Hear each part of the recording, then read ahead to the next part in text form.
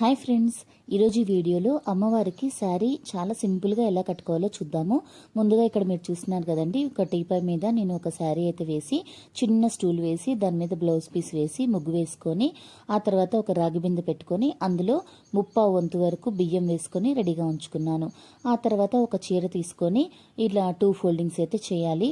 ఎగ్జాక్ట్గా half folding చేయకుండా వెనక బోర్డర్ పైన మళ్ళీ ఇంకో బోర్డర్ వచ్చేటట్టు ఫోల్డ్ చేశారంటే అంచు అనీవెన్గా లేకుండా మనం కుచ్చులు పోసినప్పుడు చాలా నీట్గా వస్తుంది. అలాగే శారీ కూడా చక్కగా బుట్టలాగా నిలుస్తుంది అనమాట. ఆ తర్వాత ఇలా ఫోల్డ్ చేసుకున్నాక అక్కడక్కడ సేఫ్టీ పిన్స్తో సెక్యూర్ చేసుకోండి, అప్పుడు కదలకుండా ఉంటుంది. ఆ తర్వాత ఫోల్డింగ్స్ అయితే ఇలా చేసుకోండి. లేదంటే ఈ పద్ధతి కొంచెం కష్టంగా ఉన్నది అనుకునే వాళ్ళకి ఇంకో పద్ధతి కూడా చూపిస్తాను.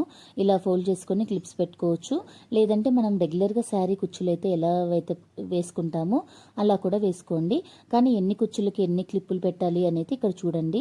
ఇక్కడ నేను ఒక 5 to 6 కుచ్చులు పోసి ఒక క్లిప్తో అయితే బట్టల క్లిప్తో పెడుతున్నానండి. ఆ తర్వాత కింద కూడా సేమ్ కుచ్చుల్ని సరి చేసుకొని క్లిప్ పెట్టుకోండి, అప్పుడు కదలకుండా ఉంటుంది. ఇదొక సెట్ అనుకోండి. ఇలాంటి సెట్స్ నేను ఒక 4 సెట్స్ అయితే చేశాను అనమాట. అంటే ఒక్కొక్క సెట్కి ఇక్కడ మీరు చూస్తున్నారు కదా, నేను ఫోల్డ్ చేసేటప్పుడు 5 కుచ్చులు వచ్చినాయి కదా, ఈ 5 కుచ్చులకి ఒక క్లిప్ పెట్టుకున్నారంటే ఇలాంటి సెట్స్ 4 చేసుకుంటే మీకు ఈ బిందెకి సర్కిల్గా చక్కగా కుచ్చులు అయితే సరిపోతాయి అన్నమాట. మిగిలిందంతా పళ్ళుకి వదిలేయాలి. ఇలా మనం బిందెలో 3/4 వంతు బియ్యం పోసుకున్నాం కదండి, ఆ మిగతా పార్ట్ ఏంటంటే ఇప్పుడు మనం కుచ్చుళ్ళు లోపలికి దూరుస్తాం కాబట్టి ఒక 1/4 వంతు ఖాళీగా ఉంచుకోండి. ఇలా క్లిప్ తీసేసి కుచ్చుళ్ళు వెడల్పుగా సెట్ చేసుకొని మళ్ళీ క్లిప్ పెట్టుకోండి. ఇలానే 4 క్లిప్పులు అలానే చేసేసుకుంటే మనకి సర్కిల్గా అన్ని కుచ్చులు చక్కగా నీట్గా ఇక్కడ మనం సెట్ చేసుకోవడంలోనే ఉంటుందండి. కుచ్చులు ఇలాగా వెడల్పుగా చేసుకొని క్లిప్ పెట్టేసేసుకుంటే కదలకుండా ఉంటుందన్నమాట. ఆ తర్వాత ఈ క్లిప్స్ అయితే తీసేస్తాను నేను. ఇంకొక దీనిపైన మీరు ఏ బిందె అయితే పెట్టాలి అనుకుంటున్నారో అందులో కూడా నిండుగా బియ్యం పోసుకొని రెడీగా ఉంచుకోండి. చూసారు కదండి, ఇలా నేను 4 సైడ్స్ క్లిప్స్ అయితే పెట్టి కిందున్న క్లిప్స్ తీసేసి కుచ్చులు అయితే సరి చేసుకున్నాను. ఆ తర్వాత మనం ఇంకా కంప్లీట్గా సరి చేసుకున్నాము ఏం లేదు అన్న టైంలో ఇంకా ఒక రోప్ తీసుకొని ఇలా కట్టేసుకోండి గట్టిగా.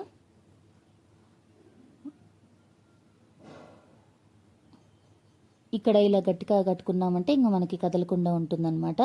ఇక్కడ మీరు చూసినట్లయితే చక్కగా బుట్టలాగా కుచ్చులు కూడా చాలా వెడల్పుగా వస్తాయన్నమాట మనం రోప్ కట్టుకోగానే. ఇప్పుడు ఇక్కడ మనం పైన పెట్టిన క్లిప్స్ అయితే తీసేసి ఆల్రెడీ చెప్పాను కదా, పైన బిందెలు రెడీగా బియ్యం పోసుకొని ఉంచుకోండి. అప్పుడు వెయిట్కి మనకి కుచ్చులు అయితే కదలవన్నమాట.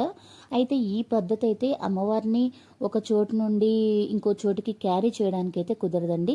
మీరు ఎక్కడైతే అమ్మవారిని పెట్టుకొని చేసుకోవాలనుకుంటున్నారో అక్కడ చేసుకునే వాళ్ళకి ఈ పద్ధతి అయితే సెట్ అవుతుందన్నమాట. లేదంటే ఇక్కడ టీపాయ్ మీద చేశాను కదా, టీపాయ్ని జరుపుకోవడం వరకే సెట్ అవుతుందండి. ఒక చోటు నుండి ఇంకో చోటుకి అయితే క్యారీ చేయడం కుదరదు. ఆ తర్వాత ఈ పైన బిందెకి ఇంకొక బ్లౌజ్ పీస్ తీసుకొని ఇలా ఫోల్డ్ చేసుకొని పెట్టేసుకోండి. అప్పుడు మనకి బ్లౌజ్ లాగా చాలా నీట్గా ఉంటుందన్నమాట. సైడ్స్ కూడా ఎక్కడ మనకి బింద అనేది కనపడదన్నమాట. ఆ తర్వాత ఇంకొక కలసం చెంబుకి ఒక కర్రని ఇలాగా ప్లాస్టర్స్ వేసి అటాచ్ చేసుకొని రెడీగా ఉంచుకోండి. మనకి ఇవి షోల్డర్స్ లాగా పనికొస్తాయి అన్నమాట. ఇప్పుడు మనం పళ్ళు ఎలా అయితే పోసుకుంటామో అలా కుచ్చులు పోసేసుకొని సేఫ్టీ పిన్స్ పెట్టుకోండి.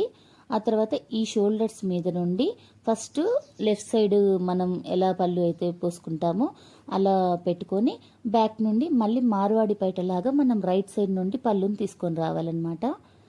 అప్పుడు చక్కగా అమ్మవారికి మార్వాడి పైటేసినట్టు ఇలాగ మీరు చూసారు కదండి, చాలా నీట్గా ఉంటుంది. ఈ కుచ్చులు కింద సరి చేసేసుకొని ఒక వడ్డానం పెట్టుకున్నారంటే ఇంకా అసలు మనకి కదలదన్నమాట. చాలా నీట్గా ఇలా కుచ్చులు వెడల్పుగా అనుకోండి. చూసారు కదండి, మనకి శారీ కట్టడం అయితే అయిపోయింది. ఆ తర్వాత జ్యువెలరీ ఏమైతే పెట్టుకోవాలి అనుకుంటున్నామో అవన్నీ ఇప్పుడే పెట్టుకోండి. ఇలాంటి చోకర్ పెట్టుకున్నామంటే కలసం చెంబుకి కరెక్ట్గా సెట్ అయిపోతుందండి. మనకి ఎక్కడ కలసం చెంబు అయితే కనపడదు. ఆ తర్వాత హారాలు, నల్ల పూసల గొలుసు అన్నీ వేసుకొని అలంకరించుకోండి. తర్వాత జడ కూడా మీరు ఇక్కడ చూసినట్లయితే నేను పెట్టాను. అలాగే హ్యాండ్స్ కూడా ఇలాగా బ్యాక్ కొంచెం పొడుగున్నాయండి, అందుకని బ్యాక్ పెట్టేసి నేను పెట్టేశాను అనమాట. ఆ తర్వాత హ్యాండ్ కూడా కొంచెం వంగకుండా చిన్న దారంతో అయితే వెనక్కి అటాచ్ చేశాను. ఆ తర్వాత బ్యాంగిల్స్ ఇలా వేసి డబుల్ ప్లాస్టర్ పెట్టుకున్నామంటే ఇంకా కదలకుండా బ్యాంగిల్స్ వెయిట్కి కూడా మన హ్యాండ్స్ కిందకి వంగకుండా ఉంటాయన్నమాట. ఇలా ఎక్కడైనా ఇబ్బంది ఉంటే డబుల్ ప్లాస్టర్తో పెట్టుకోండి. ఇప్పుడు జడ కూడా మనకు కొంచెం కదలకుండా ఉండాలంటే డబుల్ ప్లాస్టర్ కానీ సేఫ్టీ పిన్ కానీ శారీకి పెట్టుకున్నారంటే జడ కూడా కదలకుండా ఉంటుంది. ఆ తర్వాత ఇక్కడ అమ్మవారి మూర్తికి అయితే లేసు కట్టుకొని రెడీగా ఉంచుకున్నాను.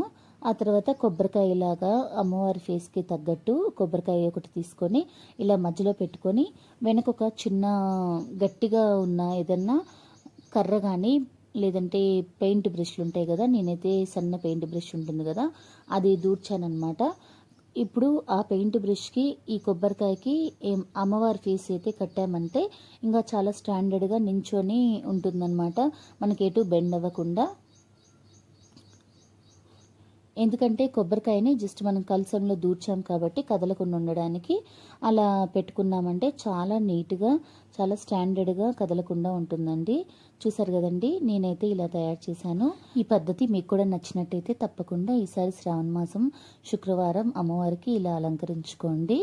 ఇలా బ్యాక్ డ్రాప్ అయితే నేను సింపుల్గా డెకరేట్ చేశాను. పంచ ఇంకా మధ్యలో షాల్వా అందరి దగ్గర అవైలబుల్గా ఉండేవే కదండి, ఇలా వేసేసి మధ్యలో వినాయకుడిని పెట్టాను. ఆ తర్వాత ఇలా టీపై మీద అమ్మవారిని పెట్టాను. ముందు ఒక స్టూల్ వేసి దాని మీద ఒక బ్లౌజ్ పీస్ వేసి ఇలా కలశం అయితే పెట్టుకున్నానండి. కలశం అలంకరణ కూడా నెక్స్ట్ వీడియోలో మీరు చూడొచ్చు అనమాట. అందరికీ శ్రావణ శుక్రవారం శుభాకాంక్షలు.